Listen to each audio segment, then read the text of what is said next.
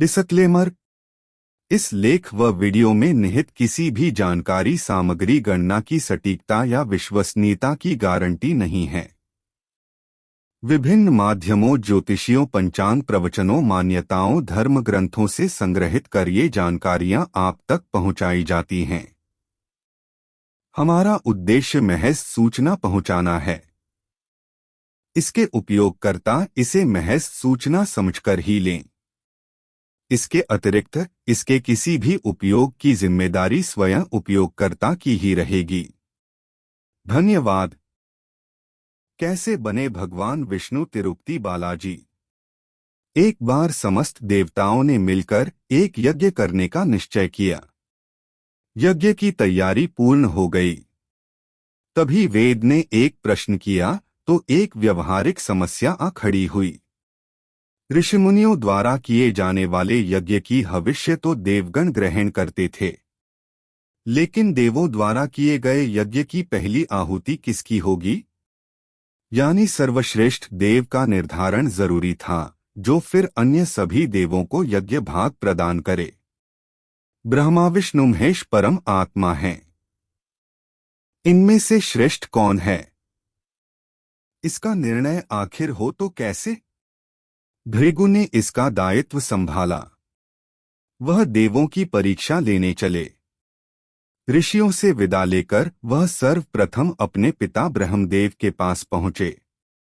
ब्रह्मा जी की परीक्षा लेने के लिए भृगु ने उन्हें प्रणाम नहीं किया। इससे ब्रह्मा जी अत्यंत कुपित हुए और उन्हें शिष्टता सिखाने का प्रयत्न किया। भृगु को गर्व था कि वह तो परीक्षक हैं, परीक्षा लेने आए हैं।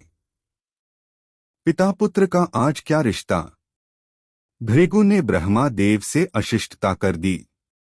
ब्रह्मा जी का क्रोध बढ़ गया और अपना कमंडल लेकर पुत्र को मारने भागे।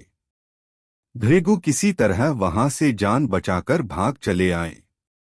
इसके बाद वह शिव जी के लोक कैलाश गए। भृगु ने फिर से धृष्टता की।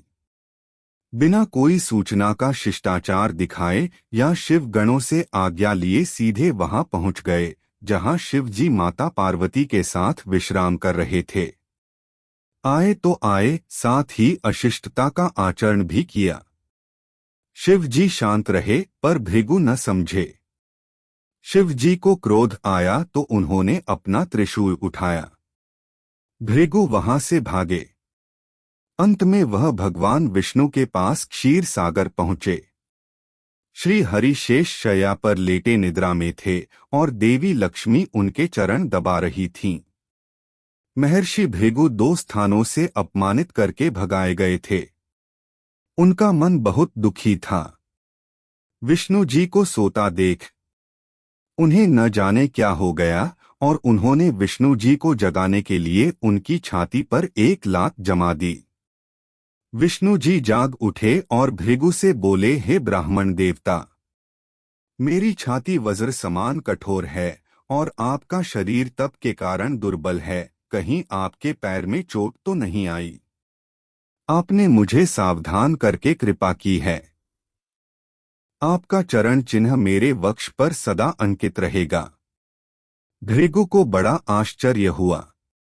उन्होंने तो भगवान की परीक्षा लेने के लिए यह अपराध किया था, परंतु भगवान तो दंड देने के बदले मुस्करा रहे थे। उन्होंने निश्चय किया कि श्रीहरि जैसी विनम्रता किसी में नहीं। वास्तव में विष्णु ही सबसे बड़े देवता हैं। लौट करके उन्होंने सभी ऋषियों को पूरी घटना सुनाई। सभी ने एक मत से यह निर्णय किया कि भगवान विष्णु को ही यज्ञ का प्रधान देवता समझकर मुख्य भाग दिया जाएगा।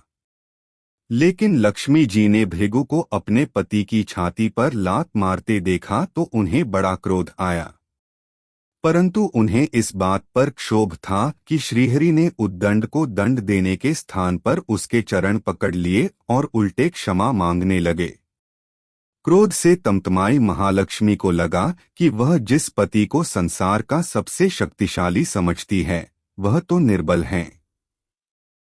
यह धर्म की रक्षा करने के लिए अधर्मियों एवं दुष्टों का नाश कैसे करते होंगे? महालक्ष्मी ग्लानि में भर गई और मन श्रीहरि से उचाटन हो गया। उन्होंने श्रीहरि और बैकुंठ लोक दोनों के त्याग का निश्चय कर लिया। स्त्री का स्वाभिमान उसके स्वामी के साथ बंधा होता है। उनके समक्ष कोई स्वामी पर प्रहार कर गया और स्वामी ने प्रतिकार भी न किया। यह बात मन में कौंधती रही। यह स्थान वास के योग्य नहीं। पर त्याग कैसे करें? श्रीहरि से उझल होकर रहना कैसे होगा? वह उचित समय की प्रतीक्षा करने लगी। श्रीहरि ने हिरण्याक्ष के कोप से मुक्ति दिलाने के लिए वराह अवतार लिया और दुष्टों का संहार करने लगे। महालक्ष्मी के लिए यह समय उचित लगा। उन्होंने बैकुंठ का त्याग कर दिया और पृथ्वी पर एक वन में तपस्या करने लगी। तप करते करते उन्होंने अपना शरीर छोड़ दिया। विष्णु जी वराह अवतार का अपना कार्य पूर्ण कर वैकुंठ लौटे तो महालक्ष्मी नहीं मिली। वह उन्हें खोजने लगे। श्रीहरि ने उन्हें तीनों लोकों में खोजा, किंतु तप करके माता लक्ष्मी ने भ्रमित करने की अनुपम शक्ति प्राप्त कर ली थी। उसी शक्ति से उन्होंने श्री हरि को भ्रमित रखा। आखिर श्रीहरि को पता लग ही गया, लेकिन तब तक वह शरीर छोड़ चुकी थीं। दिव्य दृष्टि से उन्होंने देखा कि लक्ष्मी जी ने चोलराज के घर में जन्म लिया है। श्रीहरि ने सोचा कि उनकी पत्नी ने उनका त्याग सामर्थ्यहीन समझने के भ्रम में किया है, इसलिए वह उन्हें पुनः प्राप्त करने के लिए अलौकिक शक्तियों का प्रयोग नहीं